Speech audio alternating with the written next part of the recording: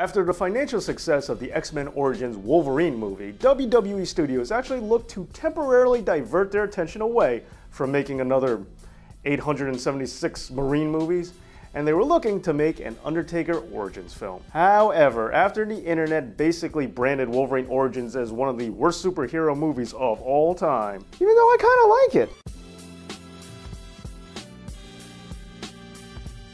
Look, I know they ruined Deadpool and Gambit, okay? I just looked past it.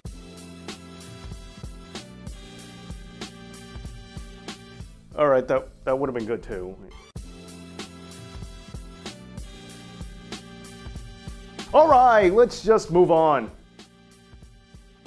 Along with other factors, WWE Studios actually put the Undertaker film on hold, and then just stopped talking about it altogether.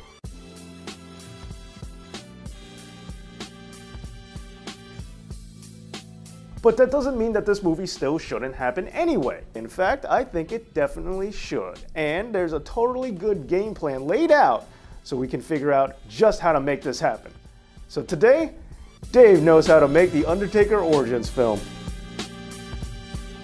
Alright, let's look at three major factors. Number one, what kayfabe facts about The Undertaker can we use to actually incorporate into our story? Number two, we'll have a real quick look on what it takes to actually make a movie.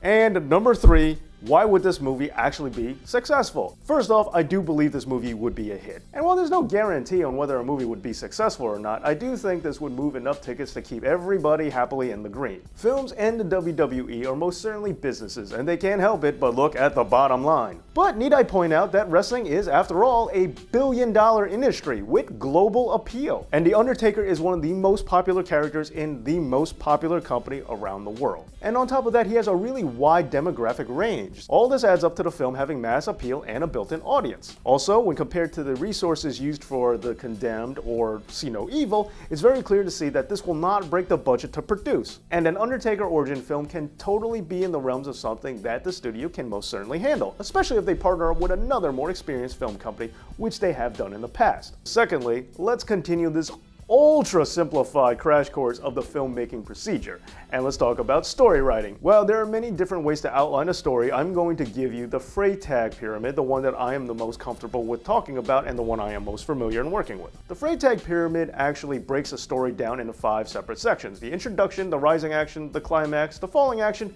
and the conclusion.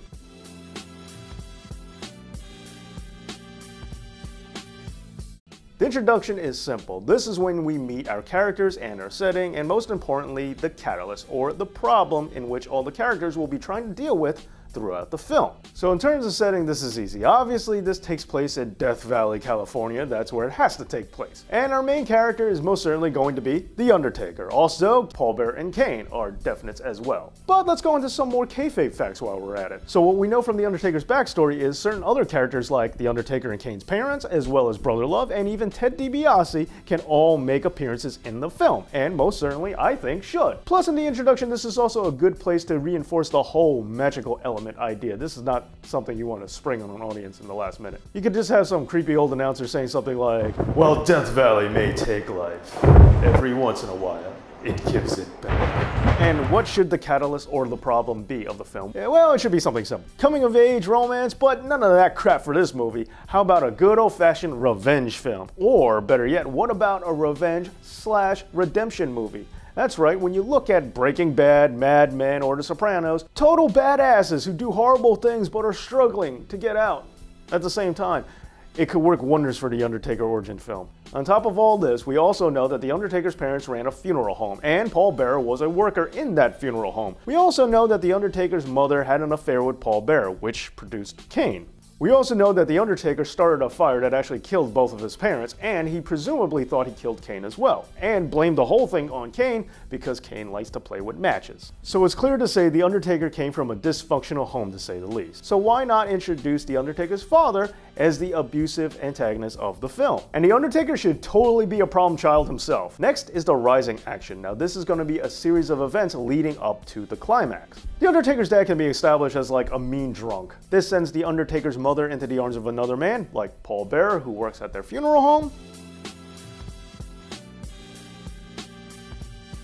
Okay, so we can totally cover all that really quickly in context clues and flashbacks. climax. Between his drinking and the infidelity, this makes the Undertaker's father even meaner. And this makes him take it out on his one son and also on his other son that may not be legitimate at all. Brother Love can also be introduced as a traveling preacher character, and he can be reimagined slightly to have some cryptic undertones to him.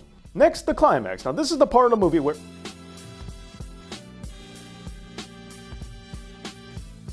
gross.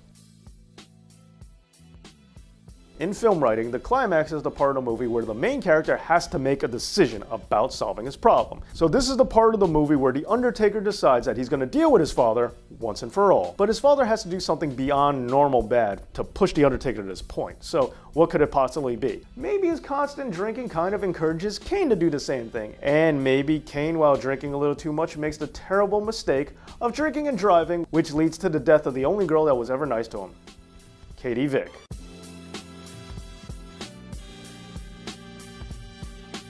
Yeah, I know, I'm bringing it up again, alright? It works, trust me. And at this point, Undertaker Sr. could find out that the affair definitely happened and Kane is definitely not his son either. This follows with widespread abuse where the Undertaker's father takes it out on Kane, Paul Bearer, and the Undertaker's mother. This causes the Phenom to decide that he finally needs to deal with his dad. Next is the falling action. This is when the main character goes through preparing all the steps necessary for the final conclusion based off of his decision in the climax. So now the Undertaker is prepping to finally stand up to his father once and for all. Meanwhile, all the townspeople are looking for blood, Rambo style, against Kane for basically pulling a Ted Kennedy, causing the death of Katie Vick, which is being held in the only funeral parlor in town, the Undertaker's family's funeral parlor.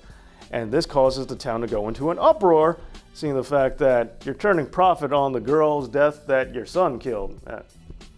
That wouldn't sit right with people now, would it? I mean, that does seem a little messed up. Finally, we have the conclusion. This is where it all finally wraps up. The stage is set for the final confrontation, The Undertaker versus his father. The town is about to riot when finally the fight begins. The Undertaker fights with his dad in their home. After a long struggle, The Undertaker manages to overtake his own father.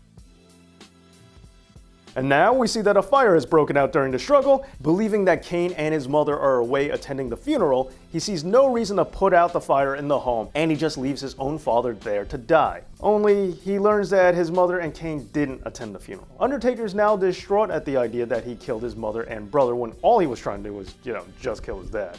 The townspeople are now irate at the entire family, blaming the freakish child that played with matches for not only the death of Katie Vick, but now the entire fire that has broken out throughout the town.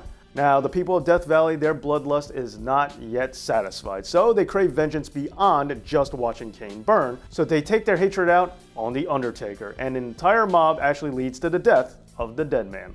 And you could even perpetuate the idea that all this was quasi-orchestrated by the $1 Million Man to buy up some cheap property after a fire breaks out or something. I don't know, it's just, plot twist. Paul Bearer and Brother Love are left alive when the unrested Undertaker finally re-emerges from the grave. He's a tortured soul walking the earth for his penance, until he can eventually find redemption for everything that he's done. Now there's just one idea on what the Undertaker origin movie should actually be, but what do you guys think? I left links in the description below so you can check out my information and maybe even come up with your own ideas for the Undertaker origin movie. Let me know what you think in the comments, and please don't forget to like, share, and subscribe. This has been Dave Knows. Thanks for watching. Yeah, Undertaker Origins movie. Yeah, it'd be like Batman Begins, but instead of Batman, it's the Undertaker, which is an upgrade as far as I'm concerned. This video was a lot of fun to make because I really do like talking about, the Undertaker and his origins, and I did really want this movie to happen, and I still really want this movie to happen. But if you like this video, feel free to check out some of my other ones. We got one about chain wrestling, which is awesome, and we have another one about marking out, which I totally am guilty of, especially for this video. So check those out, and please, once again, don't forget, like, share, subscribe. Thanks again. This has been Dave Knows.